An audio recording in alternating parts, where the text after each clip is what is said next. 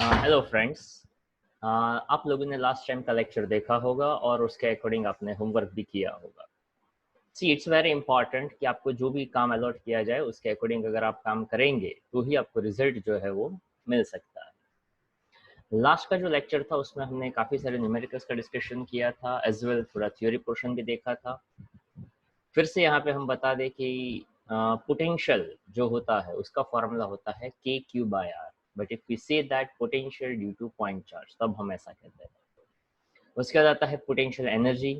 तो potential energy के लिए दो चार्ज होते हैं और उसके बीच का डिस्टेंस जो है वो आर जितना ही होता है। लास्ट टाइम हमने एक दो न्यूमेरिकल ऐसे देखे जहां पे हमने एक फॉर्मूला आपको बताया था n into N minus one by two. तो वो जो फॉर्मूला था उसमें हमने ऐसा कुछ देखा था। फिर से उसका हल्का सा आइडिया में दे दूं कि वो फॉर्मूला क्या हुआ करता था। जनरली वो फॉर्मूला जो था उसमें हमने ऐसा लिखा था कि क्यूब बनता है या तो कोई स्क्वायर बनता है तो उसके हिसाब से कितनी नंबर ऑफ पेयर फॉर्म होती है वो आइडिया वहां पे दिया जाता है। तो देखिए, अगर हम यहाँ पे ऐसा कुछ कहने की ट्राई करें कि वहां पे जो भी फॉर्मूला बनता है वो बनता था के क्यू बाय आर जैसा फॉर्मूला। तो देखिए, अब वहां पे हम ऐसा कह सकते हैं that is N into N minus one by two. तो n into N minus one by two वो जो फॉर्मूला बनता है वहां से आपको कितनी पैर बनेंगी उसका आइडिया जो है वो आ सकता था। I hope it's clear. अब वो जो आइडिया आपको आया था वहां से अगर स्क्वायर बनता है तो स्क्वायर के लिए आपके पास चार पॉइंट्स, चार कह सकते पॉइंट्स है। तो उसके हिसाब से n into N minus one by two में अगर आप वो फॉर्मूला लगाते हैं तो वहां से आपको फोर थ्री जार 12/2 यानी सिक्स पैर्स बनती है। सिक्स पैर्स के लिए हमने आइडिया दिया था कि जिसका डिस्टेंस d जितना हो वो एक पॉइंट देता है और उसके बाद वहां पे आइडिया ऐसा लिया जा सकता है कि जो उसका डायगोनल है उसकी दो पैर बनती है। I hope it's clear. तो देखिए, वो जो फॉर्मूला था वो तो बहुत ही सिंपल सा था, हमने देखा भी था लास्ट टाइम। अब आज जो हमें देखना है वो कुछ पार्ट टू के और न्यूमेरिकल्स आज हमें देखने हैं। लास्ट टाइम हमने देखा था there are two capacitors of capacitance. Okay, तो उसको लेकर हमने यहाँ पे एक पॉइंट जो है वो देखा था। तो यहाँ पे हम ऐसा कह सकते थे कि to capacitors of capacitance 6 microfarad and 12 microfarad.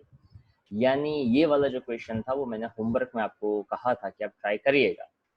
तो देखिए, उसका जो बेसिक आइडिया है वो कुछ आप ऐसा ले सकते थे कि दो कैपेसिटर्स थे 6 microfarad 12 microfarad connected in series. तो जब सीरीज में आता है तो 1/C1 प्लस 1/C2 वाला फॉर्मूला है वो आप लगा सकते हैं, या तो C1 C2 upon C1 plus C2 से भी आपको मिल सकता है। ठीक है, तो उसके हिसाब से यहाँ पे the voltage across the 6 microfarad capsules is 2 volt. तो यहाँ पे जब सीरीज में हो तो पोटेंशियल वहां डिस्ट्रीब्यूटेड होता है। तो यहाँ पे आपने किया होगा कि जब दोनों को आप यहाँ पे सीरीज में कनेक्ट करते हो तो उसका इक्विवेलेंट कैपेसिटेंस मिल जाता है 6 2 12। और उसके हिसाब से आप कह सकते हैं 6 2 12 अपॉन 6 प्लस 2 8 वो फाइनल कैपेसिटेंस मिलेगा। या तो सीधा सीधा यहाँ पे ऐसा भी कहा है कि charge on the 6 microfarad capacitors is equal to charge on the 12 microfarad capacitors. मतलब यहाँ पे चार्ज फाइंड करने की कोई जरूरत नहीं है, सीधा सीधा दोनों का चार्ज कंपेयर कर दिया तो एक में बता दिया था 2 वोल्ट तो 12 वाले में कितना होगा, वहां से सीधा सीधा आपको उसका वोल्टेज मिल जाएगा। दोनों को सिंपली ऐड कर दो तो टोटल वोल्टेज है वो 3 वोल्ट हो जाता था। I hope it's clear. चलो, उसके बाद आज से जो हमें स्टार्ट करना है, आज के जो मेन क्वेश्चंस है वहां पे अच्छी तरह से ध्यान दीजिएगा ताकि आज का जो सेशन है वो बहुत ही काम का है। स्पेशली यहाँ पे जो थियोरी वाले जो क्वेश्चन, सॉरी कैपेसिटर्स वाले जो क्वेश्चंस आएंगे उस क्वेश्चंस को लेकर उसकी जो सर्किट्स वाले क्वेश्चंस आएंगे, जनरली स्टूडेंट्स वहाँ पे थोड़े थोड़े कंफ्यूज रहते हैं। तो आज का लेक्चर है वो अच्छी तरह से देखिएगा। अगर कोई जगह पे ना समझ में आए तो आप धीरे धीरे भी वीडियो देखते जाइएगा तो आपको अच्छी तरह से पता चल सकता है। ठीक है, देखिए यहाँ पे 15 नंबर का क्वेश्चन ऐसा है, three capacitor C1 C2 and C3 are connected to a 6 volt battery. यहाँ पे ऐसा फिगर दिया हुआ है, as shown in figure find the charges on the three capacitors। मतलब हर एक कैपेसिटर्स पे कितना चार्ज होगा। सबसे पहले कुछ पॉइंट्स आपके रिवाइज होने चाहिए जिसमें आपको कुछ बातों का ध्यान रखना चाहिए, जैसे कि नंबर 1, अगर हम ऐसा कहते हैं कि कॉम्बिनेशन जो है वो पैरेलल है, पैरेलल कनेक्शन है, तो P से P याद रखना है। पैरेलल में पोटेंशियल सेम, चार्ज डिस्ट्रीब्यूटेड, इस पॉइंट का ध्यान रखेंगे।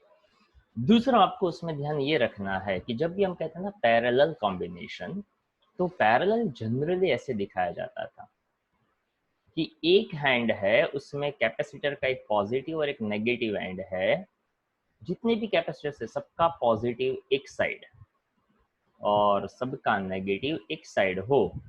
यहाँ पे जब कैपेसिटर्स ड्रॉ करते हैं तो उसकी जो लाइन है वो आप सेम रख सकते हैं, ताकि ये बैटरी नहीं है, ये कैपेसिटर है। तो this is the idea of parallel plate capacitor, जहाँ पे कैपेसिटर्स की एक साइड जो है, मतलब पॉजिटिव पॉजिटिव वाली एक साइड रखनी है, नेगेटिव नेगेटिव वाली एक साइड रखनी है।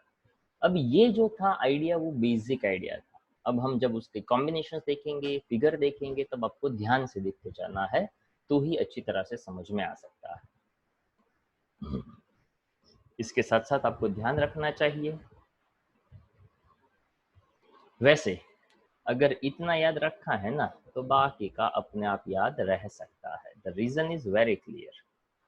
क्यों? क्योंकि देखो यहाँ पे ऐसा बताया कि पैरेलल में पोटेंशियल सेम हो गया, तो सीरीज के लिए क्या कह सकते हैं, तो कि सीरीज के लिए पोटेंशियल डिस्ट्रीब्यूटेड रहेगा और इसके लिए चार्ज जो है वो सेम रहेगा। क्लियर? कैपेसिटर्स अगर पैरेलल में होता तो C1 प्लस C2 यानी जितने भी कैपेसिटर्स है सबको आप ऐड करते जाते, और अगर वो सीरीज में होते तो आप लिखते C1 C2 upon C1 plus C2। ये जो बेसिक एनालिसिस है वो आप सबको याद रहना ही चाहिए। अब ये याद होगा तो ही हम उसमें आगे बढ़ सकते हैं।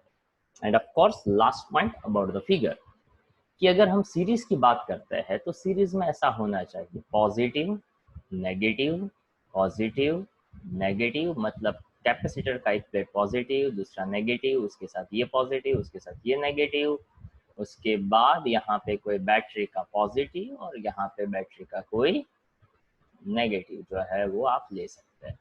क्लियर? तो सीरीज में ऐसा आना चाहिए positive negative something like left right ऐसा समझिए, और पैरेलल में ऐसा समझिए लेफ्ट लेफ्ट एक साइड राइट राइट एक साइड, तो आपको वहां पे ज्यादा आइडिया है वो आ सकता है। I hope it's clear. तो चलो अब कुछ उसके जो न्यूमेरिकल्स है वहां से हम पढ़ना स्टार्ट करते हैं। जैसे कि यहाँ पे क्वेश्चन नंबर 15 में बताया कि आपके पास 3 कैपेसिटर्स है और उसको 6 वोल्ट के साथ कनेक्ट किया है। Find the charges on 3 capacitor. तो तीनों कैपेसिटर के ऊपर हमें चार्ज जो है वो फाइंड करना है। ठीक है, तो देखिए यहाँ पे ये है आपके 3 कैपेसिटर्स और ये जो है वो है आपका बैटरी। ठीक है, तो अब यहाँ पे ऐसा सोचा जाएगा, अब ध्यान से सुनिएगा और समझने का ट्राई करिएगा। Okay, so this is as it's a first question. तो अगर मान लो हम यहाँ पे ऐसा समझे कि ये पॉजिटिव एंड है बैटरी का, उसके बाजू में ये जो एंड आया उसको मैं कह देता हूं प्लस। ठीक है, तो ये हो जाएगा माइनस। तो अब देखा ये जाएगा कि ये माइनस है और उसके साथ ये कनेक्शन और ये कनेक्शन, तो अब समझा ये जाएगा। ध्यान से सुनिएगा और समझने का ट्राई करिएगा कि ये जो वाला कैपेसिटर है वो यहाँ से यहाँ जैसा गया वैसे का वैसा यहाँ गया, और उसका अपोजिट एंड जो है वो यहाँ पे आएगा।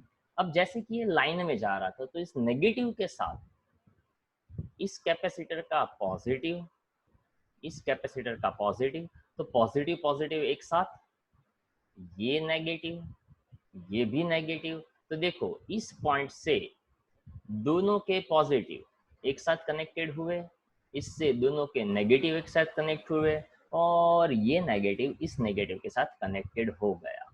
अब C1 C2 के हिसाब से मैं यहाँ पे बात कर रहा हूँ, ध्यान से देखते जाइएगा कि मान लो कि ये आपका कैपेसिटर नंबर था C1, ठीक है, ये आपका था प्लस साइन, ये आपका था माइनस साइन। अब हम आगे बढ़ रहे थे, मतलब मैं ये वाले पॉइंट पे पहुंचा, सीधा सीधा लाइन में जा रहा था, तो नेगेटिव के बाद आएगा पॉजिटिव वाला प्लेट, पर देखा ये गया कि वहां से दूसरा भी प्लेट पॉजिटिव आया, उसके साथ आया नेगेटिव इसका, इसके साथ आया नेगेटिव इसका, और अब हमने ये भी देखा कि दोनों के नेगेटिव एक साथ कनेक्टेड हुए। ये पॉजिटिव कनेक्ट हुआ बैटरी के पॉजिटिव के साथ, और ये नेगेटिव कनेक्ट हुआ बैटरी के नेगेटिव के साथ, 6 वोल्ट, ठीक है। तो अब यहाँ पे ऐसा समझा गया, ओके। तो जिन लोगों ने अच्छी तरह से ध्यान दिया उसको पता चला, ये हो गया C2, ये हो गया C3। तो देखिए C2 C3 में कैसी सिचुएशन देखने को आई, पॉजिटिव पॉजिटिव एक साथ, नेगेटिव नेगेटिव एक साथ। तो यहाँ पे आप सीधा सीधा पहला पॉइंट ऐसा कह सकते हैं, C2 and C3 in parallel combination. और इंटरेस्टिंग पॉइंट यहाँ पे ये बनता है कि आप देख सकते हैं C2 C3 दोनों का वैल्यू सेम है। तो हमने यहाँ पे ऐसा कहा था कि जब सेम वैल्यू वाले कैपेसिटर्स हो और पैरेलल में हो तो डबल हो जाता है। वैसे आइडिया बहुत ही सिंपल सा है, आप C dash is equals to C2 plus C3 भी कहोगे तो भी आपको पता चल जाएगा, दैट विल बी 10 माइक्रोफैराडे, ठीक है। अब ये जो C डैश है वो C1 के साथ आया सीरीज में, तो अब यहाँ पे ऐसा पॉइंट कहा जाएगा कि C1 and C dash in series. तो अब देखना ये है, हमें हर एक का चार्ज फाइंड करना है। सीरीज में चार्ज सेम होता है, ठीक है। तो C1 और C डैश जो है उसका जो चार्ज होगा जो C1 का वही C डैश का होगा। पर C डैश कैसे मिला था, तो कि C डैश दो कैपेसिटर के पैरेलल से मिला था, और पैरेलल में चार्ज अलग अलग होता है। ध्यान से देखिएगा, बहुत ही काम का, बहुत ही बेसिक सा न्यूमेरिकल है। ये समझ में आ गया तो इसके जैसे काफी सारे क्वेश्चंस फटाक से समझ में आ जाएंगे, ठीक है। आराम से जा रहे हैं, धीरे धीरे जा रहे हैं, कोई जल्दबाजी मत करिए। तो देखिए C1 and C dash in series, तो वो हमें देगा C इक्विवेलेंट, और उसका फॉर्मूला हम ऐसा करेंगे C1 into C dash, C1 plus C dash, ठीक है। अब यहाँ पे भी एक इंटरेस्टिंग पॉइंट बन सकता है, देखिए C डैश भी 10, C1 भी 10, अगर इक्वल वैल्यू वाले सीरीज में होते हैं तो वो हाफ कर देता है। वैसे आप यहाँ पे वैल्यू डालो ना तो भी पता चल जाएगा, 10 इंटू 10 that is 100 माइक्रोफेराडे, और 10 प्लस 10 that is 20 माइक्रोफेराडे। पर ध्यान ये रखना है कि जब मल्टीप्लिकेशन हो तो -6 यानी उसका स्क्वायर आता है, ठीक है। इसलिए यहाँ पे आंसर तो भाई बचता है 5 माइक्रोफेराडे। तो इक्विवेलेंट कैपेसिटेंस आपको मिल रहा है 5 माइक्रोफेराडे। इतना क्लियर। अब सीरीज में चार्ज सेम है और पोटेंशियल डिस्ट्रीब्यूटेड है, तो आप एक काम कर सकते हैं जो अभी हमने प्रीवियस क्वेश्चन में देखा था कि दोनों का चार्ज सेम है, अब दोनों का पोटेंशियल मिल सकता है। तो आप ऐसा कह सकते हैं कि जो चार्ज C1 पे होगा वही चार्ज C डैश पे होगा, और पोटेंशियल जो 6 वोल्ट है वो दोनों में डिस्ट्रीब्यूटेड है। तो उसके लिए सबसे पहले मैं क्या कर देता हूँ, टोटल चार्ज फाइंड कर लेता हूँ। तो आप यहाँ पे ऐसा कह सकते हैं, total charge of this combination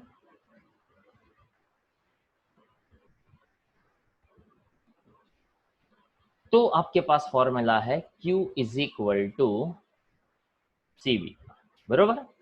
तो Q is equal to CV जो है वहां पे मैं ऐसा कह सकता हूं कि 5 माइक्रो, वोल्टेज है 6 5 30 माइक्रो कूलम, जो बनता है टोटल चार्ज। अब जो सीरीज में कनेक्ट किया है और सीरीज में चार्ज सेम होता है, तो इसी बेसिस पे हम ऐसा कह सकते हैं कि टोटल चार्ज 30 माइक्रोफैराड है। सो चार्ज ऑफ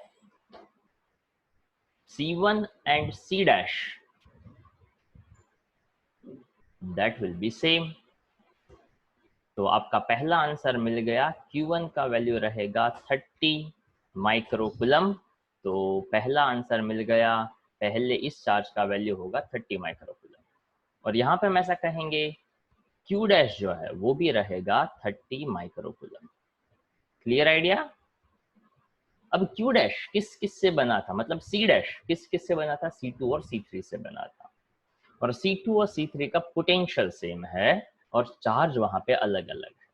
तो उसके लिए क्या करना चाहिए, देखिए, तो वहां पे ऐसा करना चाहिए, ये वाले पॉइंट में हमने ऐसा देखा कि यहाँ पे C2 मिलता है C2 प्लस C3 से, जो पैरेलल में थे, उसका टोटल चार्ज मिला हुआ है 30 माइक्रोकुलम, पैरेलल में है। ये कनेक्शन पैरेलल में है, ध्यान से सुनिएगा।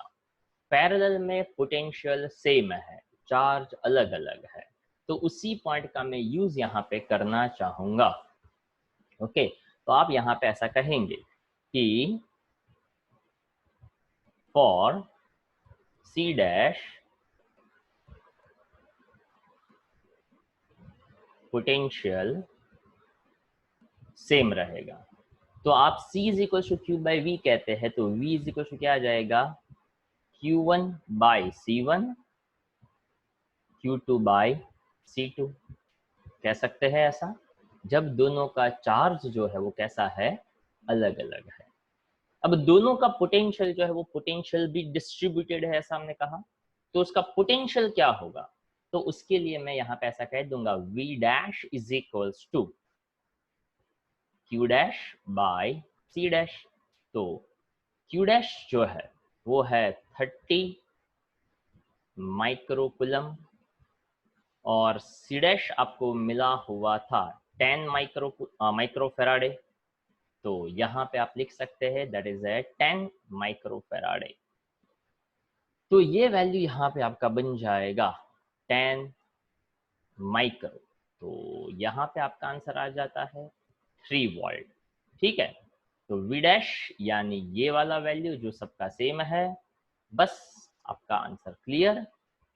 3 into C1 that is a Q1 and 3 into C2 that is a Q2।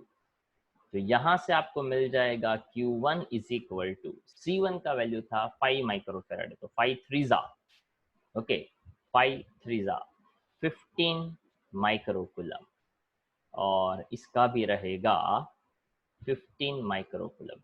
वैसे यहाँ पे एक और बात बता दूं आपको कि देखो, यहाँ पे जो पोटेंशियल मिला 3 वोल्ट, टोटल वोल्टेज कितना था, 6 वोल्ट था। अब इंटरेस्टिंग पॉइंट देखिएगा और ऑब्जर्वेशन अपना पक्का रखेगा तो पता चलेगा। यहाँ पे ये दो कैपेसिटर सेम माइक्रोफेराडे वाले थे, इसलिए यहाँ पे वैल्यू डबल मिला। C डैश जो मिला वो और C1 भी सेम थे, इसलिए वो यहाँ पे हाफ मिला।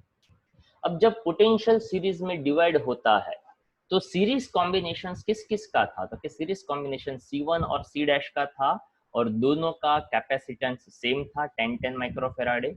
तो पोटेंशियल भी उसमें इक्वली डिस्ट्रीब्यूट होगा। जैसे कि ये 6 वोल्ट है, तो 6 वोल्ट में से 3 वोल्ट जो है वो C1 के पास रहेगा, और 3 वोल्ट है वो C2 C3 के कॉम्बिनेशन के पास रहेगा।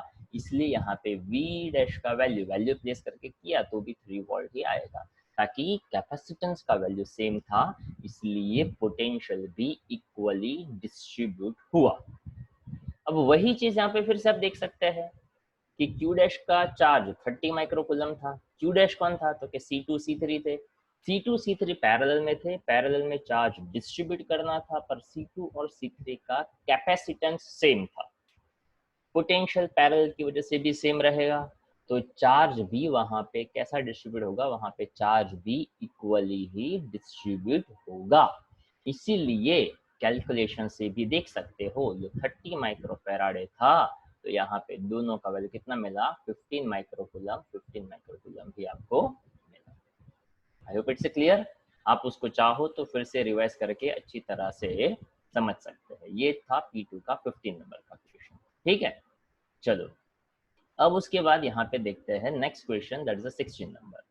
तो यहाँ पे देखिए 10 माइक्रोफेराड है, 5 माइक्रोफेराड है, 30 माइक्रोकूलम और दोनों का मिल जाता है 15 माइक्रोकूलम, ठीक है। चलो 16 नंबर का क्वेश्चन ऐसा कहता है, फाइंड द इक्विवेलेंट कैपेसिटेंस, यानी हमें इक्विवेलेंट कैपेसिटेंस निकालना है of the combination of capacitors between A and B. A point इधर है, बी पॉइंट इधर है। इक्विवेलेंट का मतलब आप ऐसा समझिए कि भाई मेरे पास फॉर एग्जांपल हम बहुत सिंपल सा आइडिया लेते हैं कि हम ऐसा नहीं कहते कि भाई फॉर एग्जांपल मेरे पास 50 रुपीज के 2 नोट है, तो उसका इक्विवेलेंट क्या बनेगा, तो 100 रुपीज का एक नोट बनेगा।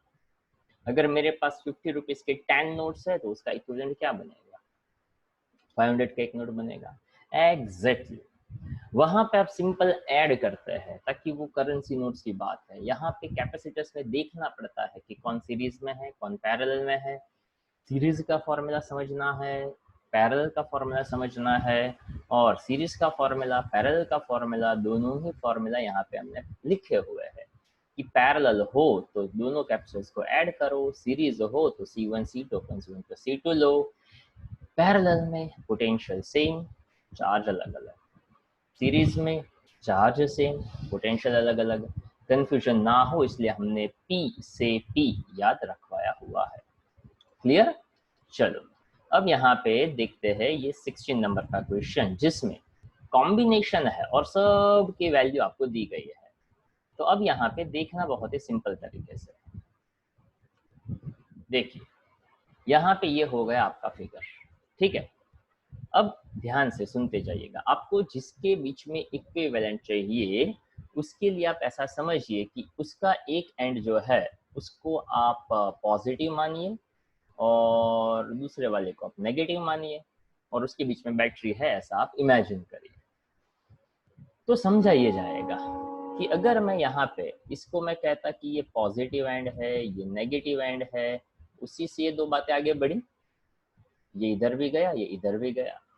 इसको ये पॉजिटिव नेगेटिव की बजाय समझने का एक और तरीका है, ध्यान से सुनते जाइएगा कि मैं यहाँ पे ये जो कैपेसिटर्स है ना उसके जो प्लेट्स है उसको मैं नंबर्स दे दूं और उसके बाद में सोचता जाऊं, उससे भी आपको ज्यादा आइडिया आ सकता है। जैसे कि ये फर्स्ट नंबर का प्लेट, ये सेकंड नंबर का, ये 3, ये 4, ये 5, ये 6, ये 7, ये 8, 9, 10, 11, 12, ठीक है। तो टोटल यहाँ पे आपको 12 प्लेट्स जो है वो मिल रही है। तो अब यहाँ से इसको इक्वली कैसे देखा जाएगा, तो सबसे पहले ऐसा देखिए, अभी जो पॉजिटिव नेगेटिव वाला किस्सा देखा ना, तो वो भी आइडिया ले सकते हैं कि देखो यहाँ से अगर मैं जाता तो ये सभी साथ में ही जा रहे हैं, तो जब कोई बीच में टांग ना अड़ाए तो आप कह सकते हैं कि वो सीरीज फॉर्मूला है, सीरीज कॉम्बिनेशन है। अब जैसे यहाँ पे ये जा रहा था सीधा सीधा, ये वाला ये सीधा सीधा जा रहा था बीच में, तो इसने बीच में टांग अड़ाई ना, तो जैसे ही टांग अड़ाई तो ये दोनों हो गए पैरेलल वाले, और ये जो तीनों के तीनों थे बीच में कोई टांग नहीं अड़ा रहा है। जब टांग नहीं अड़ाता है तो सीधा सीधा सीरीज कनेक्शन आप मान सकते हैं। बीच में कोई टांग अड़ाता है तो उसको आप कह सकते हैं कि वो पैरेलल कॉम्बिनेशन है, ठीक है। तो यहाँ पे आप ऐसा कह सकते थे कि इसके आप कैपेसिटर्स के भी नाम दे सकते हैं, जैसे कि ये C1 हो गया, ये C2 हो गया, ये C3 हो गया, ये C4 हो गया, ये हो गया आपका C5 और ये हो गया आपका C6, ठीक है। तो देखिए C2, C3 एंड C4 वो तीनों के तीनों कैसे हो गए, सीरीज में हो गए। तो सबसे पहला point C2, C3 and C4 in series. तो सीरीज का फॉर्मूला अपने को पता है 1/C1, 1/C2, 1/C3 के हिसाब से आ सकता है। 2 होते तो हाफ होता, 3 होते हैं तो C/3 यानी जितने हैं उसका इक्वल आपको मिल जाएगा।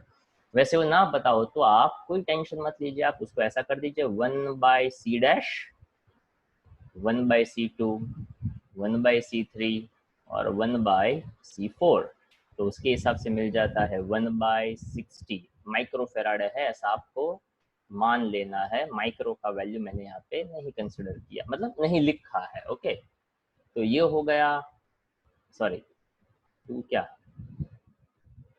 3/60। अरे ठीक है, तो यहाँ पे आप कह सकते हैं कि वो हो जाता है आपका 3/60 विच इज 1/c डैश। तो वहां से आपको मिल जाएगा c dash is equals to 60/3 यानी 20 माइक्रोफेराड। बताया था ना कि 3 इक्वल वैल्यू है, सीरीज में कनेक्ट करोगे तो वो इक्वली डिस्ट्रीब्यूट हो जाएगा। c डैश मिल गया। अब यहाँ पे c डैश यानी ये तीनों को हटाकर ये जो पॉइंट है ना, इसके और इसके बीच में एक कैपेसिटर आ गया, वो हो गया c डैश। यानी आप यहाँ पे ऐसा कह सकते हैं कि ये जो पॉइंट था और ये जो पॉइंट था, इन दोनों के बीच, मतलब ये जो 2 पॉइंट थे, उन 2 पॉइंट के बीच में इन तीनों कैपेसिटर का इक्विवेलेंट बन गया c डैश। ठीक है, उसी तरह से यहाँ पे भी आप कह सकते हैं कि ये जो 2 कैपेसिटर है उसका इक्विवेलेंट बन जाएगा C डबल डैश। तो उसके लिए आप ऐसा कह सकते हैं कि C5 एंड C6 वो कैसे कॉम्बिनेशन में रहेंगे, इन पैरेलल। तो उसके लिए आप कह सकते हैं C डबल डैश। यहाँ पे भी ऑब्जर्वेशन काम में आएगा, दोनों सेम वैल्यू वाले कैपेसिटर्स है, पैरेलल में है, इसलिए सिंपली एड अप करो तो वो डबल हो जाएगा, यानी सेम वैल्यू है इसलिए। तो C डबल डैश आपका बन गया 20 माइक्रोफेराडे। ठीक है, अब देखिए, अब C डैश और C डबल डैश जो है वो 2 रेड पॉइंट के बीच में है, यानी ये जो है वो यहाँ इस पॉइंट के और इस पॉइंट के बीच में, मान लो मैंने इसको कोई P पॉइंट कह दिया और इसको कोई Q पॉइंट कह दिया। ठीक है, तो देखो अब नया जो फिगर बनना चाहिए ना, वो फिगर कुछ इस तरह से बनेगा।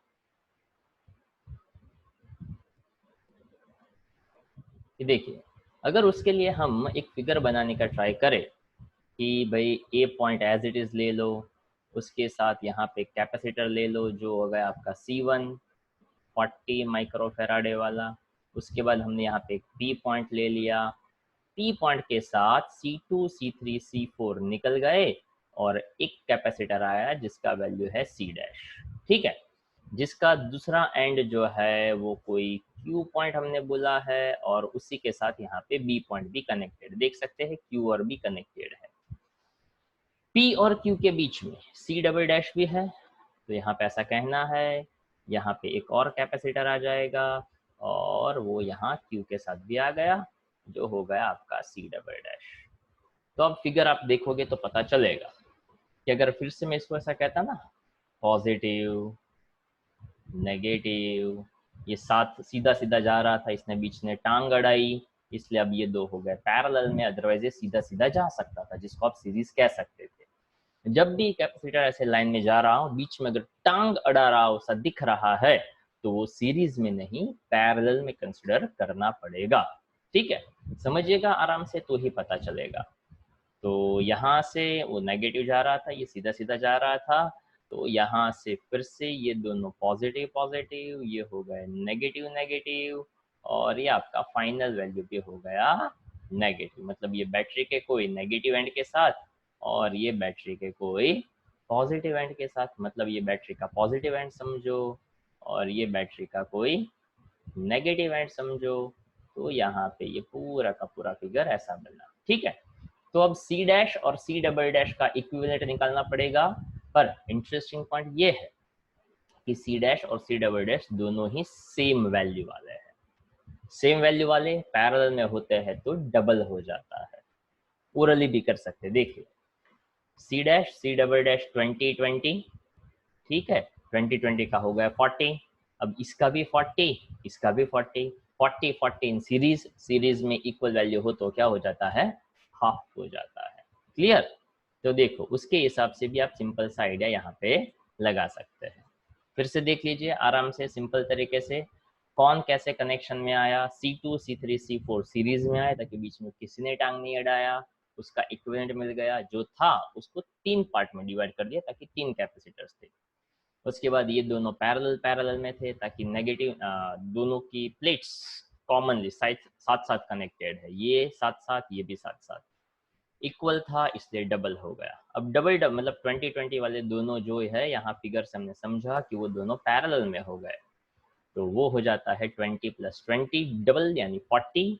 तो यहाँ पे आपको ऐसा लिखना है कि यहाँ पे जो C2 और C डबल डैश जो थे, तो यहाँ पे आप ऐसा कह सकते हैं कि जो C2 मतलब sorry C dash and C double dash in parallel, तो वो आपको देते हैं C ट्रिपल डैश कह देता हूँ, पैरेलल में है, सिंपली दोनों को ऐड कर दो, वो हो गया 40 microfarad. And now for C equivalent C1 and C triple dash, वैसे C ट्रिपल डैश कह दो, कोई भी अलग नाम दे दो, CA CB CP CQ कुछ भी कह दो, कोई फर्क, अपने को पता होना चाहिए कि हमने उसका नाम क्या दिया हुआ है। क्लियर? तो देखिए C1 एंड C2, यहाँ पे आप ऐसा कह सकते हैं कि जो इक्विवेलेंट हम निकाल रहे हैं ना, उसके लिए ऐसा कहना चाहते हैं हम, from this figure again in दोनों का इक्विवेलेंट C ट्रिपल डैश मिला, C1 and C triple dash दोनों सीरीज में है। तो देखिए, तो यहाँ पे आप ऐसा कह सकते हैं फॉर C इक्विवेलेंट जो आपको मिल रहा है C1 and C triple dash in series, और यहाँ पे सेम वैल्यू वाले हैं, इसलिए मैं यहाँ पे डायरेक्ट एडवांटेज यूज कर रहा हूँ, तो C इक्विवेलेंट बन जाएगा। वैसे फॉर्मूला लिखने के लिए लिख सकते हैं C triple dash C1 into C triple dash C1 plus C triple dash, और फाइनल आंसर आ जाएगा 20 माइक्रोफैराडे। ठीक है, यहाँ पे उसने सिर्फ टोटल कैपेसिटेंस ही फाइंड करने का क्वेश्चन आपसे पूछा था। तो देखिए ये हो गया, यहाँ पे टोटल कैपेसिटेंस फाइंड करना था। Also calculate the total charge, ये भी उसने कहा है, total charge flow in the circuit when 100 what battery is connected.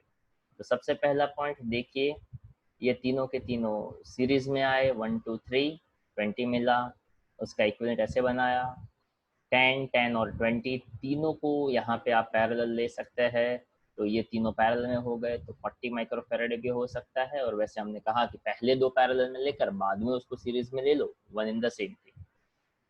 तो देखो फाइनल कैपेसिटेंस यहाँ पे मिल गया आपको 20 माइक्रोफैराडे। अब दे दिया था total voltage 100 volt, charge find करना था, तो Q is equal to CV के हिसाब से आपको टोटल कैपेसिटेंस मिल जाता है। वैसे इस बात का आपको आइडिया दे दूं, यहाँ पे लिखा है 2000 microcoulomb is equals to 2 millicoulomb. Micro यानी 10⁻⁶ होता है, मिली यानी 10⁻³ होता है, तो ये 3 जीरो हटाकर ये माइक्रो था, उसकी बजाय उसको उसने यहाँ पे मिली कंसिडर कर लिया। क्लियर? चलो गुड, आई होप समझ में आता होगा, और समझ में ना आए तो आप पूछ सकते हैं, बेटर आप वीडियो को बार बार रिवाइज करके भी देख सकते हैं, आप धीरे धीरे भी देख सकते हैं, वो भी एडवांटेज होता है कि आप एकदम धीरे धीरे देखते जाओ तो भी आपको समझ में आ सकता है। ठीक है, अब देखिए यहाँ पे एक छोटा सा पॉइंट ऐसा देखना है कि okay, from the network shown in the figure, find the value of capacitance C if the equivalent capacitance between A and B is to be 1 microfarad। अब ये क्वेश्चन में थोड़ा सा इंटरेस्टिंग पॉइंट ये बनेगा कि C यहाँ पे दिया है, उसका वैल्यू क्या है वो बताना है, जबकि हमें A और B का इक्विवेलेंट ऑलरेडी बता दिया है 1 माइक्रोफैराड। यानी क्या, इस पूरे का कॉम्बिनेशन करें ना, तो पूरे का कॉम्बिनेशन 1 माइक्रोफैराड है, पर C ऐसा क्या होगा जिससे पूरा का पूरा इक्विवेलेंट जो है वो 1 माइक्रोफैराड हो जाए। यहाँ पे C1 C2 C3 ऐसा करके दिया है, और उसके साथ ये जो नंबर दिए हुए हैं 1 6 4 12 8 2 2, वो सभी उसकी कैपेसिटेंस की वैल्यू है। ठीक है, अब फिर से हम ये उसको आराम से देखते हैं, ध्यान से देखते जाइएगा, पता परफेक्टली चलता जाएगा। ठीक है, देखिए, सो क्वेश्चन ऐसा है यहाँ पे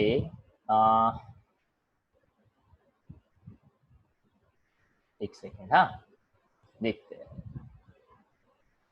क्वेश्चन नंबर कौन सा था। क्वेश्चन नंबर था 17। ओके, तो क्वेश्चन नंबर 17 के लिए यहाँ पे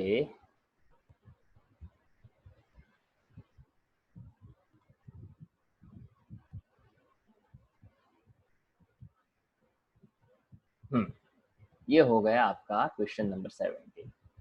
यहाँ पे इक्विवेलेंट दिया हुआ है, इक्विवेलेंट दिया हुआ है between A and B, that is 1 microfarad, और आपको ये सी का वैल्यू जो है वो फाइंड करना है।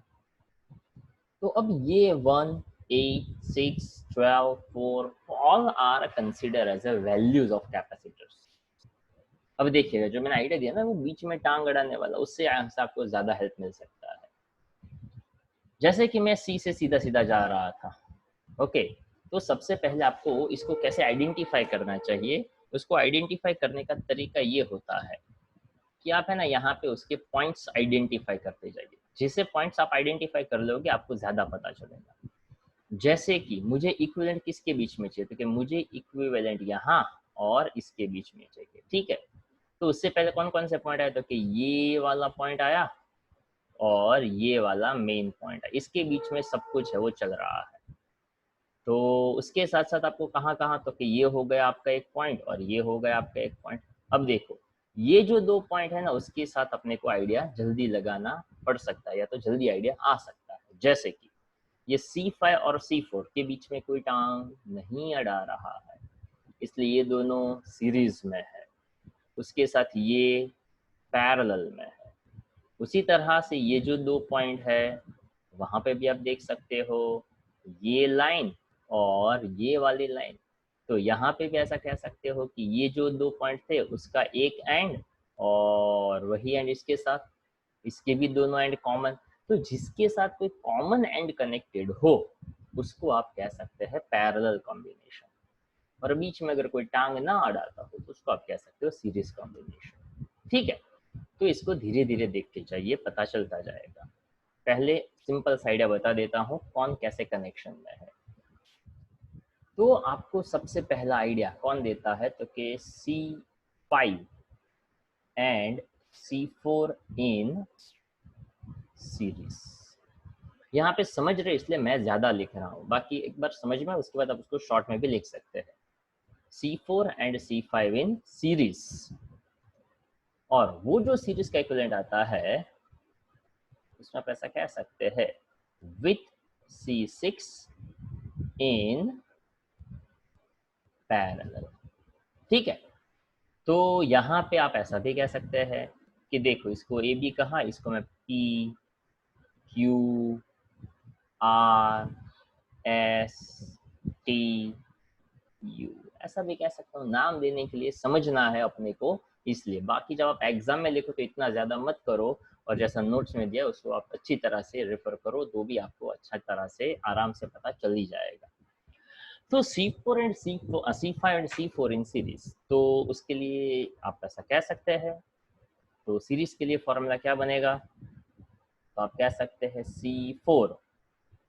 C5 into C4 upon C5 plus C4, और वो C6 के साथ कैसा है, पैरेलल में है, इसलिए उसको सिंपली ऐड कर देंगे और ये पूरे के पूरे को मैंने नाम दे दिया C डैश।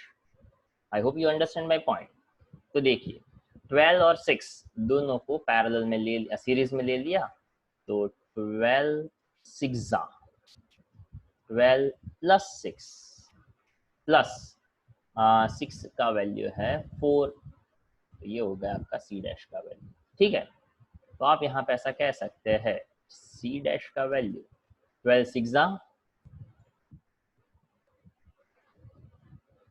18 प्लस 4, तो ये हो जाता है 72 by 18, that's a 4, 4 plus 4 that is 8 microfarad, जो किसका इक्विवेलेंट बना, तो कि Q और R के बीच का इक्विवेलेंट बना 8 माइक्रोफेराडे, ठीक है। जो C7 के साथ, देखो ये सीधा सीधा सीधा से जा रहा था, तो आप ऐसा कह सकते थे कि अब आप ऐसा कह सकते हो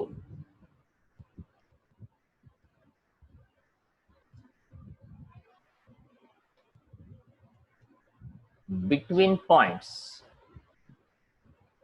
P and S, C7 and C dash in series. तो देखो C7 जो है वो सीधा सीधा जा रहा था, QI और उसका इक्विवेलेंट हमने निकाल लिया है 8, C7 का वैल्यू है 1, तो यहाँ पे आपको उसका इक्विवेलेंट मिल सकता है, जिसको मैं यहाँ पे कह देता हूँ C डबल डैश, तो वो हो जाता है 1 into 8, 1 plus 8, so that is in the series. तो 1 इंटू 8, तो वो हो गया आपका 8/9 माइक्रो फैराडे। क्लियर? तो ये जो है वो कैपेसिटेंस किसके बीच में बना, P और Q की ऊपर वाली ब्रांच में, यानी ये पूरा का पूरा इक्विवेलेंट बना। अब यहाँ पे C2 और C3 जो है वो पैरेलल में है, तो सीधा सीधा कह सकते हैं पैरेलल में सिंपल ऐड होगा। चलो, और वो इसके साथ C2 के साथ कैसा आ जाएगा, सॉरी C1 के साथ कैसा आ जाएगा, सीरीज में आ जाएगा। ठीक है, तो यहाँ पे मैं उसको कह देता हूँ C2 and C3 in parallel with C1 in series। तो इसको भी मैंने एक नाम दे दिया। फॉर एग्जाम्पल आप ऐसा कह दो कि ये जो था वो P और T के बीच में है। तो सबसे पहले ये U पॉइंट और ये T पॉइंट के बीच का पैरेलल तो सिंपल ऐड हो गया, उसके साथ ये सीरीज में आ गया। तो मैं यहाँ पे उसको नाम दे देता हूँ capacitance between P point and T point, उसका इक्विवेलेंट ले लेते हैं। तो 2 + 2 4, 4 और 8 सीरीज में, यानी 4 इंटू 4 + 8। ठीक है, तो यहाँ पे आप इसको ले सकते हैं 4 8 जा 4 3 जा, यानी 8/3 माइक्रो फैराडे आया। ठीक है, तो हम यहाँ तक तो पहुँच गए। अब फाइनल ऐसा आएगा कि यहाँ पे ये जो है उसका इक्विवेलेंट 8/3, ये जो है उसका इक्विवेलेंट 8/9, और 8/9 और 8/3 दोनों के दोनों पैरेलल में है, जो इस C के साथ कैसा आएगा, सीरीज में आएगा। और जब वो सीरीज में आता है तब उसका इक्विवेलेंट 1 माइक्रो फैराडे है। क्वेश्चन में समझना जो है वो डिफिकल्ट नहीं है, थोड़ा स्लो प्रोसेस है, बट जब भी ये हम नया नया समझते हैं तब धीरे धीरे समझोगे तो जल्दी समझ में आ जाएगा। वैसे जो लोग पहले से 11 से यहाँ पे पढ़ते हैं ना, उसको इस बात का आइडिया होगा कि जनरली हम फिजिक्स में ऐसा कहते हैं कि जितना आप स्लोली पढ़ोगे उतना आप जल्दी आगे बढ़ोगे, जितना जल्दी जल्दी पढ़ोगे उतना आप स्लोली ही आगे बढ़ पाओगे। ओके, तो जैसे जिन लोगों को ज्यादा जल्दबाजी रहती है वो जनरली फिजिक्स में पीछे ही रहते हैं। ओके, जो धीरे धीरे पढ़ते हैं वो जनरली फिजिक्स में आगे रहते हैं। ठीक है, तो स्टेप वाइज रिपीट करता हूँ, बाद में मैं पूरा दिखा देता हूँ कैसे करना है। ये दोनों सीरीज में थे, उसके साथ ये पैरेलल में था, तो ये सीरीज उसके साथ पैरेलल, सिंपल तरीके से ऐड, वैल्यूज प्लेस किया और हमें आंसर मिल गया। ओके, चलो उसके बाद इसका पूरा इक्विवेलेंट इसके साथ कैसा था, तो कि सीरीज में था, इसलिए PS वाला जो था ना उसके लिए 8 और 1 सीरीज में था, तो 8 और 1 सीरीज में था, तो 1 इंटू 8, 1 + 8, 8/9 मिल गया। ये दोनों पैरेलल सिंपल तरीके से ऐड करते, उसके साथ ये सीरीज में, इसलिए 4 8 जा 4 + 8। ओके, तो उसके हिसाब से आपको आंसर मिल सकता है 8/3 माइक्रो फैराडे। अब आप यहाँ पे ऐसा कह सकते हैं कि ये 8/9 and 8/3 in series with C, मतलब ये दोनों पैरेलल में रहेंगे, उसके साथ ये C जो है वो सीरीज में जाएगा। ओके, तो देखिए यहाँ पे आप ऐसा कह सकते हैं कि जो हमें वैल्यू मिल रही थी, तो यहाँ पे सीधा सीधा मैं यहाँ पे ले लेता हूँ 8/9 माइक्रोफेराडे एंड 8/3 इन, यानी ये जो उसके नाम भी आप दे सकते हैं, ये जो वाला कैपेसिटेंस था C double dash and CPT, the are in P और S के बीच में आ रहा है ना, तो एक यहाँ से कैपेसिटर समझिए, एक यहाँ से कैपेसिटर समझिए। तो उसके लिए अगर हम एक फिगर का हल्का सा आइडिया हम यहाँ पे देने का ट्राई करें तो आपको ऐसा आइडिया शायद पता चल सकता है। देखिएगा, थोड़ा शॉर्ट में बता रहा हूँ कि अगर मान लो यहाँ पे मैं कोई P पॉइंट लेता और उसके साथ में यहाँ पे कैपेसिटर ज्वाइंट करता जो यहाँ पे S पॉइंट तक आता, ये वाला जो कैपेसिटर है वो कौन सा वाला कैपेसिटर, क्योंकि ये वाला 8/9 वाला, ठीक है। तो ये बन जाता है आपका 8/9 माइक्रोफेराड। उसी के साथ P के साथ और PUT होते होते होते एक कैपेसिटर फिर से यहाँ पे S पे आया, यानी ये वाला कौन सा कैपेसिटर, ये 8/3 वाला, ठीक है। तो PT, T और S वैसे दोनों सेम टू सेम पॉइंट है, तो ये दोनों यहाँ पे पैरेलल में बने, और ये जो पॉइंट था उसको यहाँ पे नाम दिया हुआ है B, और यहाँ पे एक और कैपेसिटर जिसका वैल्यू है C, जो हमें फाइंड करना है। ये दोनों पैरेलल में, ये उसके साथ सीरीज में, और उसका इक्विवेलेंट 1, और वहां से हमें C मिल सकता है। तो C डबल डैश यानी C डबल डैश, और ये जो है 8/9 यानी CPT, ओके। ऑफ कोर्स आप वहां पे ऐसा कह सकते हैं कि वो भी माइक्रोफेराडे ही है। तो 8/3 that is considered as a 8/3 microfarad in parallel. Parallel है, सिंपल तरीके से ऐड करो और उसको C के साथ आप सीरीज में ले लो, ठीक है। तो उसके हिसाब से यहाँ पे आप उसको कह सकते हैं C triple dash 8/9 plus 8/3, okay. तो यहाँ पे 9 ले लो, यहाँ पे 8 आ गया, और 8 3 24 ले लो, तो उसके हिसाब से 24 + 8 यानी 32/9 माइक्रोफेराडे ऐसा हमें मिला। अब ये जो 32/9 जो है वो C के साथ सीरीज में आएगा, तो 32/9 into C, 32/9 plus C, and that is equals to 1, और वहां से आपको C है वो मिल सकता है। I hope you understand the whole phenomena.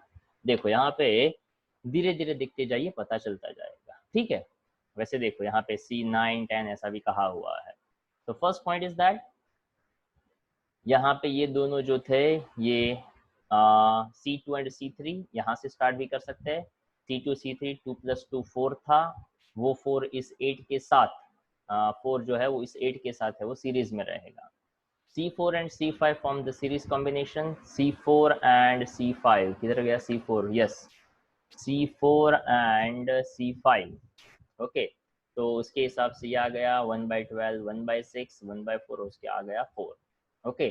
तो इसका इक्विवेलेंट निकाल लिया, इसका भी इक्विवेलेंट निकाल लिया, एंड देन आफ्टर उसने ऐसा भी कॉम्बिनेशन आप देख सकते हैं। देखिए ये था, उसके साथ इसका इक्विवेलेंट आ गया, ये सीधा सीधा आ गया। तो देखो 4 वाला पैरेलल में, वो इसके साथ सीरीज में, 4 और 8 वाला सीरीज में। तो देखिए C10 8/3 आ गया, एक 8/3 आ गया, और एक 8/9 आ गया। तो ये जो हमने निकाली थी वैल्यू 8/3, और ये आ गया आपका 8/9।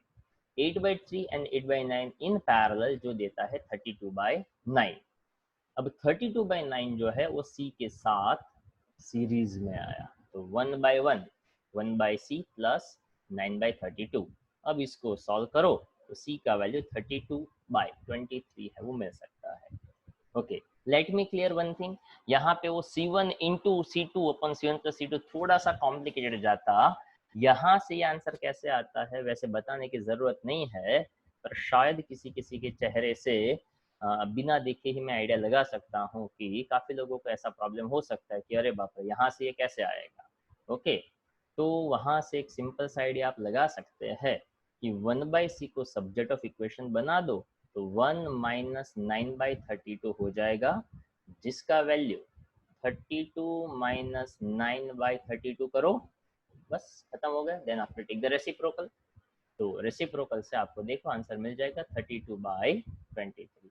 ये 1/c मिला हुआ है, उसका रेसिप्रोकल करने से आपको सीधा सीधा उसका आंसर मिल सकता है। Idea clear? चलो ग्रेट। अब इतना समझ में आएगा तो आपको थोड़ा थोड़ा कॉन्फिडेंस है वो बनता जाएगा। ओके, इसलिए मैंने कहा था आज का लेक्चर बहुत ही काम का है। जितना ध्यान से देखोगे उतना आपको ज्यादा पता इसमें चल सकता है। और जो भी देखो धीरे धीरे देखो, और सभी न्यूमेरिकल्स को घर पे ही बैठे बैठे मिनिमम 4 से 5 बार लिखने चाहिए, मिनिमम 4 से 5 बार। It is just a point of view to understand the phenomena. किस तरह से किसको हम सीरीज लेते हैं, किसको हम पैरेलल लेते हैं, उसको धीरे धीरे बैठकर अगर 100% अगर आप कंसंट्रेशन के साथ उसको देखेंगे तो ही यहाँ पे आपको बात जो है वो समझ में आ सकती है। क्लियर? चलो अब देखते हैं next question, that is 7 capacitors, each of capacitance 2 माइक्रोफैराडे that are to be connected in a configuration to obtain an effective capacitance of 10/11 microfarad. Suggest a suitable combination to achieve the desired result. अब देखो यहाँ पे total 7 capacitors है, 7 में से कुछ series में ले लिए, 7 में से कुछ पैरेलल में ले लिए। पैरेलल में लेते हैं तो हमने यहाँ पे पैरेलल का तो आइडिया आपको दिया ही था कि पैरेलल में करना क्या है, तो कि पैरेलल में सिंपल तरीके से आपको उसको ऐड करना है। तो अगर मान लो मैंने ऐसे कह दिया कि n नंबर ऑफ कैपेसिटर्स को मैंने पैरेलल में ले लिया, तो हर एक का 2 था, तो अगर ऐसे 2 ले लिए तो 2 + 2 4 हो जाएगा। पर n नंबर बता, इसलिए क्या आएगा, तो कि 2n जितने पैरेलल में हो गए। अब टोटल 7 में से n पैरेलल में चले गए तो बाकी कितने बचे, तो कि बाकी बचते हैं 7 - n। I repeat, there are 7 capacitors, out of 7 x value या n वैल्यू मैंने पैरेलल में ले लिया।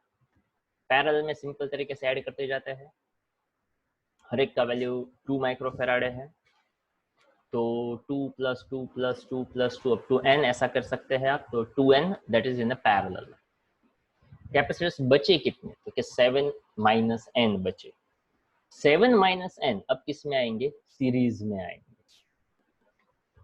सीरीज के लिए ऐसा भी फॉर्मूला पता है, या तो आपको पता है कि जब भी हम सीरीज की बात करते हैं तो 1/c = 1/c1 + 1/c2 ऐसा कहते हैं। तो यहाँ पे ऐसा समझा जाता है कि अगर हम यहाँ पे ऐसा कहते कि कितनी कैपेसिटर्स है, तो कि 7 - n जितने कैपेसिटर्स है और हर एक का वैल्यू कितना है, 2 माइक्रोफैराड है। आई रिपीट, हर एक का वैल्यू 2 माइक्रोफैराड है और 7 - n जितने कैपेसिटर्स है। उसको एक और एग्जांपल के साथ पहले समझा देता हूं तो शायद समझ में आ जाएगा कि अगर हम ऐसा कहते हैं there are 4 capacitors, okay, each value 2 microfarad है, तो क्या आप ऐसा लिखते हैं 1/c = 1/c1 1/c2 1/c3 1/c4, 4 हो गए। तो यहाँ पे आप ऐसा कहते हर एक का वैल्यू सी सी सी सी सी ऐसा होता, तो क्या आप ऐसे कहते हैं 4/c। तो फाइनल सी सीरीज क्या बन जाता, c/4 कहते हैं आप।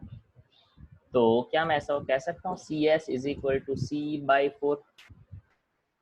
तो C यानी कैपेसिटेंस का वैल्यू इधर दिया है 2 माइक्रोफैराड, हमारे क्वेश्चन में भी दिया है 2 माइक्रोफैराड। 4 कहाँ से आया, तो क्या 4 is a number of capacitors. ठीक है, तो यहाँ पे इसी बात को अभी अच्छी तरह से दिमाग में रखिए और ये मेरे पॉइंट जो है उसको समझने का ट्राई करिए। यहाँ पे ऐसा कह दिया, suppose a parallel combination of n number of capacitors, n number of capacitors in parallel, तो वो हो गया 2n, ताकि हर एक का वैल्यू 2 2 2 था, ऐसे आप ऐड करते गए तो 2 + 2 अप टू n यानी 2n आ गया। बचे कितने सीरीज के लिए, 7 - n। तो total capacitance divide by 7 - n, ये हो गया आपका कैपेसिटेंस ऑफ सीरीज कॉम्बिनेशन। तो एक है 2n और एक है 2/7 - n। अब यहाँ पे एक कॉम्बिनेशन सजेस्ट किया, वैसे आप उसको सीरीज पैरेलल कोई भी ले सकते हो, पर पैरेलल लेते हैं ना तो ये वैल्यू कॉम्प्लिकेटेड होता जाता है। ट्राई करना चाहो तो ट्राई कर सकते हैं कि 2n plus 2/7 is equal to 10/11। ऐसा आप चाहो तो पैरेलल में दोनों को कनेक्ट करके आप n वैल्यू फाइंड करने का ट्राई कर सकते हो। वो ज़्यादा कॉम्प्लिकेटेड होता है मैथ्स के पॉइंट ऑफ व्यू से, तो यहाँ पे ऐसा सजेस्ट किया गया, आइडिया लगाया। आपको कैसे आइडिया आएगा? तो क्या आप ऐसे एक कुछ प्रॉब्लम्स प्रैक्टिस करेंगे ना तो धीरे धीरे आइडिया आ जाएगा। अदरवाइज एग्जाम में अगर कोई नया है तो ट्रायल एंड एरर। ओके, तो कॉन्सेप्ट्स को साउंड रखो तो ट्रायल एंड एरर में कोई प्रॉब्लम आपको नहीं होगा। तो देखिए यहाँ पे उसने बताया कि उसका इक्विवेलेंट 10/11 है, तो 1/CS यानी 1 captures in series, 1/C1 plus 1/C2, तो 10/11 बन गया 11/10, 1/2n 7 माइनस n/2। ये जो इक्वेशन आपको बना उसके बाद यहाँ पे एक क्वाड्रेटिक इक्वेशन आप फॉर्म करेंगे। इसके लिए यहाँ पे किया गया है multiplying both sides by tan n। ऐसा करने के पीछे एक बहुत ही सिंपल सा लॉजिक है कि हम इस इक्वेशन को हो सके उतना सिंप्लीफाई करने का ट्राई कर रहे थे। फिजिक्स जो है वो इतना था, n number of capacitors in parallel then 7 minus n in series, parallel combinations का इक्विवेलेंट 2n और सीरीज का कॉम्बिनेशन ये। अब ये इक्वेशन के बाद जो भी किया गया है वो है प्योरली मैथ्स, और वो मैथ्स जो ऑलरेडी आप लोगों को आता है। ठीक है, तो देखो tan n से मल्टीप्लाइंग बोथ साइड्स करेंगे, उसके बाद करने के पीछे बहुत रीजन बता देता हूँ क्या है। देखो इसकी डिनोमिनेटर में tan है, उस tan को हटाना है, और न्यूमरेटर में वो यहाँ से नीचे n भी है ना उसको भी हटाना है, तो क्वाड्रेटिक इक्वेशन परफेक्ट एक क्वाड्रेटिक इक्वेशन बन जाए। That is the main purpose. tan n से मल्टीप्लाई करने का पर्पस क्या था? क्योंकि डिनोमिनेटर से tan और n दोनों हटाना था, इसलिए दोनों से tan n से मल्टीप्लाई कर दिया, तो पहला बन गया 11n। यहाँ से 10/n आता तो 10n/5n यानी n कैंसिल, 5 आ गया। 7/2 इंटू भी करते 10n और n इंटू भी करते 10n, तो सॉरी n/2, तो पूरा का पूरा एक क्वाड्रेटिक इक्वेशन बन गया, और उस क्वाड्रेटिक इक्वेशन से हमें ये आंसर मिल सकता है। I hope you understand my point. Clear? अच्छी तरह से देखिए, बार बार रिपीट करिए, जितना बार बार रिपीट करोगे उतना आपको सबसे ज्यादा फायदा है वो हो सकता है। क्लियर? चलो अब बढ़ते हैं थोड़ा और आगे। ओके, थोड़ा हैवी होता हो तो थोड़ा बीच में आप ब्रेक ले सकते हैं। ओके, देखिए यहाँ पे दिया गया है find the equivalent capacitance between the points P and Q that's as shown in figure, given that C is equals to 18 microfarad and C equals to 12 microfarad। यानी यहाँ पे वैसा एक आइडिया लगाना है। वैसे यहाँ पे एक छोटा सा करेक्शन में बता दूं, ये C है, यहाँ पे ये C1 है, यानी ये जो दो वर्टिकल वाले हैं ना, जो यहाँ पे उसने बता दिया ना, तो ये जो वर्टिकल वाला है उसकी वैल्यू इसमें से कोई एक लेनी है।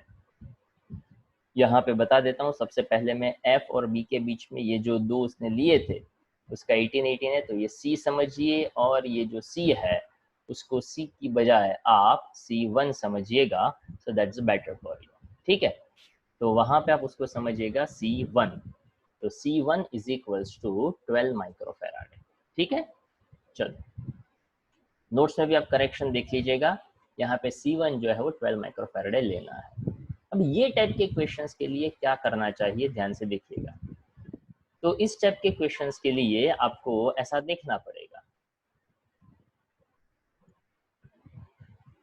ओके, ये जो है उसको आपको समझना है C1। ओके, यहाँ पे C1 ऐसा मैं लिख देता हूँ, C1 is 12 microfarad. Okay, figure थोड़ा सा बड़ा कर देता हूँ, शायद आपको देखने में आसानी रहे। अब इस टाइप के क्वेश्चंस के लिए एक मजेदार पॉइंट ऐसा लेना पड़ता है आपको कि कहाँ से स्टार्ट करें। Okay, starting is very important. तो उसके लिए क्या करना चाहिए फिर से बताता हूँ, पॉइंट्स। तो देखो यहाँ पे अगर मैं पॉइंट्स देख लूँ ना, जैसे कि यहाँ पे ये पॉइंट और ये पॉइंट, इसके बीच में कोई टांग नहीं अड़ा रहा है, यानी ये दोनों हो गए सीरीज में। वैल्यू तो सेम है, सीरीज में है, तो सीरीज में हाफ हो जाएगा।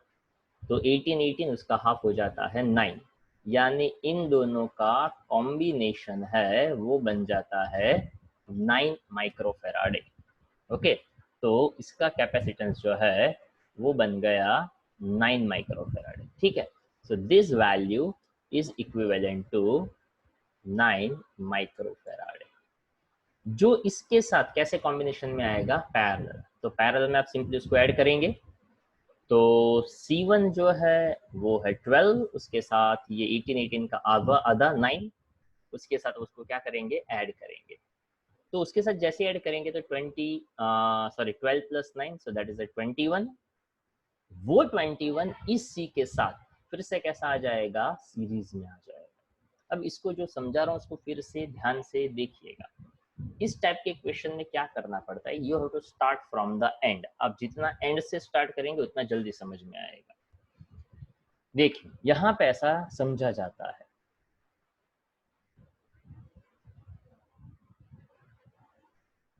कि ये जो वाला जो पॉइंट है वहां पे आप जितना ये एंड वाला सिचुएशन है वहां से आप समझने का ट्राई करेंगे तो ज़्यादा आपको समझ में आ सकता है। जैसे कि ये कैपेसिटर यहाँ पे कनेक्ट किया, यहाँ पे एक और कैपेसिटर कनेक्ट किया, यहाँ पे एक और कैपेसिटर कनेक्ट किया, पर ये तीनों सीरीज में नहीं है, ताकि यहाँ पे बीच बीच में कोई टांग अड़ा रहा है। ठीक है, उसके साथ यहाँ पे एक कैपेसिटर था, उसके साथ यहाँ पे एक और कैपेसिटर था, आप देख सकते थे, और उसके बीच में यहाँ से एक और कैपेसिटर ऐसे जा रहा था। ठीक है, और यहाँ पे भी बीच में एक कैपेसिटर ऐसे दिया हुआ है। क्लियर? तो ये जब आप देखते हैं तो ऐसा समझा जाता है कि इन दोनों को सीरीज में लो, जो इसके साथ कैसा आएगा, पैरेलल में आएगा। तो इसका जो इक्विवेलेंट बनेगा वो इस कैप, मतलब ये दो पॉइंट के बीच में ये कैपेसिटर और ये वाला कैपेसिटर सीरीज में हो जाएगा, जो इसके साथ कैसा आएगा, पैरेलल में आएगा। ध्यान से सुनिएगा, इसकी सीक्वेंस को मैं पकड़ रहा हूँ, देखते जाइएगा, मार्कर को अच्छी तरह से देखते जाइएगा, ऑब्जर्व करिएगा। This two capacitors connected in series with this one in parallel, उसका इक्विवेलेंट आएगा, यानी ये 3 हटा दो, एक कैपेसिटर लगा दो, जो कहाँ आएगा, क्योंकि तो इसके साथ आएगा सीरीज में। वो जो कैपेसिटर आएगा वो इसके साथ कैसा आएगा, पैरेलल में आएगा। उसका फिर से एक इक्विवेलेंट बनेगा, वो इस इक्विवेलेंट इसके साथ कैसा आएगा, तो सीरीज में आएगा, जो इसके साथ कैसा आएगा, पैरेलल में आएगा। वो पैरेलल का कॉम्बिनेशन इसके साथ आएगा सीरीज में, जो इसके साथ आएगा पैरेलल में, फाइनली इसके साथ सीरीज में, फिर से ये दोनों पैरेलल में, और फाइनली वो इसके साथ सीरीज में आएगा। तो सीक्वेंस को अच्छी तरह से ऑब्जर्व करेंगे तो पता चलेगा, आराम से पता चलेगा, धीरे धीरे पता चलेगा, कोई जल्दी मत करिएगा। जितना जल्दी करोगे उतना आप लॉस में रहोगे, बात याद रखिएगा। देखिए यहाँ पे ये दोनों सीरीज में ले लिया, सीरीज में 18 18 18 प्लस 18 यानी 9, वो इसके साथ। ओके, C1 जो है, अच्छा एक सेकेंड, हाँ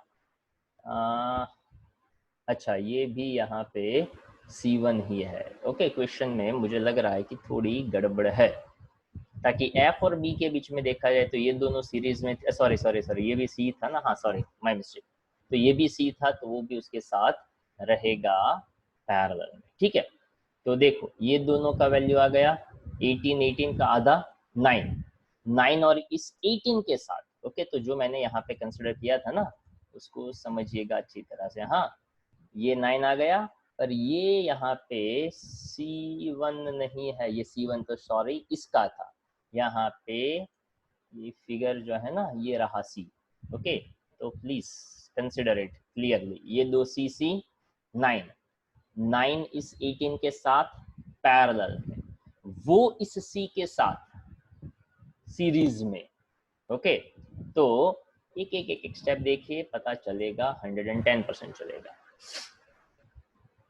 इसका 9 18 के साथ 27, अब वो जो 27 है वो 27 के लिए कैसा फिगर फॉर्म होगा, देखिए उसके लिए एक ऐसा फिगर यहाँ पे आप फॉर्म कर सकते हैं जिसके लिए मैं यहाँ पे ऐसा समझूं कि ये ए पॉइंट है और ये बी पॉइंट है, उसके बीच का ये कैपेसिटेंस जो है वो C1 है। ठीक है, तो कैसा सिचुएशन बना था, तो कि यहाँ पे जो कैपेसिटर था ना ये C वाला, तो ये दोनों सीरीज में थे, उसका इक्विवेलेंट मिल गया 9, वो इसके साथ आ गया पैरेलल में, यानी 18 + 9 27। तो वो 27 जो है वो F और B के बीच में है, तो F इधर है, B इधर है। Excuse me. तो अब कैसा देखना है, तो देखिए अब ये जो 2 पॉइंट है ना, वो पॉइंट आपके काम के है, तो इसके बीच में कोई टांग नहीं अड़ा रहा है, तो ये दोनों हो गए सीरीज में, जो इसके साथ कैसा आएगा, पैरेलल। अब ये जो ए और बी वाला था ना, तो ये पूरा का पूरा एक स्क्वायर निकलकर इसके बीच का एक इक्विवेलेंट बन गया। वो इक्विवेलेंट इसके साथ, ताकि सब इसके बीच में कोई टांग नहीं अड़ाएगा, तो वो हो जाएगा सीरीज, जो इसके साथ हो जाएगा पैरेलल, फिर से इसके साथ हो जाएगा सीरीज, फिर इसके साथ हो जाएगा पैरेलल। तो जैसे जैसे ये सब के पॉइंट्स है ना, उस पॉइंट को अच्छी तरह से ऑब्जर्व करिए तो ही पता चलेगा। एक एक एक एक स्टेप आराम से फॉलो करिए और आपका धीरे धीरे धीरे धीरे आंसर है उसको इस डायरेक्शन में निकालते जाइए। This question is for the practice. फिर से एक और बार समझाता हूँ आराम से। दिस वन, वो बीच में टांग सीरीज, वो इसके साथ पैरेलल। अब यहाँ से इसके बीच में और इसके साथ वो इक्विवेलेंट आया ना इन तीनों का, जो हमने इसके साथ लिया। क्यों लिया, ताकि देखिए ये एंड पॉइंट था ना, इसलिए ये आए उससे पहले ये दो आ गए। अब ए बी का इक्विवेलेंट था ना, तो देखिएगा उसके लिए फिर से एक और पॉइंट में ड्रॉ कर देता हूँ इफ इट्स रिक्वायर्ड, कि मैं ऐसा भी कह देता हूँ कि यहाँ पे ये आपका डी पॉइंट था, ये आपका ई पॉइंट था, यहाँ पे आ गया ये आपका ए पॉइंट। ठीक है, तो यहाँ पे भी एक कैपेसिटर था, ओके, और वो कैपेसिटर एक यहाँ पे भी था, ये आ गया बी। तो देखिए यहाँ से जो ऊपर से आया ना पूरा इक्विवेलेंट, ये ऊपर वाले का पूरा का इक्विवेलेंट ए बी के बीच में, तो देखिए अब ए और बी के साथ क्यों हमने भाई यही वाला कंसिडर किया, ताकि अब इसके बीच में कोई टांग नहीं अड़ा रहा है। इसका जो इक्विवेलेंट बनेगा वो इसी के साथ पैरेलल में जाएगा, फिर से ये लास्ट में आएगा जो इसके साथ सीरीज में आएगा, और ऐसे ही पूरा सीक्वेंस चलता रहेगा। ठीक है, तो आज के जितने क्वेश्चंस की वो सभी के सभी क्वेश्चंस आपको 3 बार लिखकर आपको मुझे कल तक सबमिट करने हैं। तो आज का सेशन हम यहाँ तक रखते हैं। ओके, कल फिर से मिलेंगे, आपको फिर से ऐसे ही वीडियो मिल जाएगा। जो भी न्यूमेरिकल्स करते हैं उसको 3 बार करिएगा, ना समझ में तो वीडियो फिर से देखिएगा, पर समझिएगा जरूर। क्लियर? कोई डाउट हो तो डेफिनेटली पूछिएगा, हम उसको फिर से यहाँ पे डिस्कशन में लेंगे। क्लियर? चलो, तो अभी यहाँ तक रखते हैं। Tata, bye bye.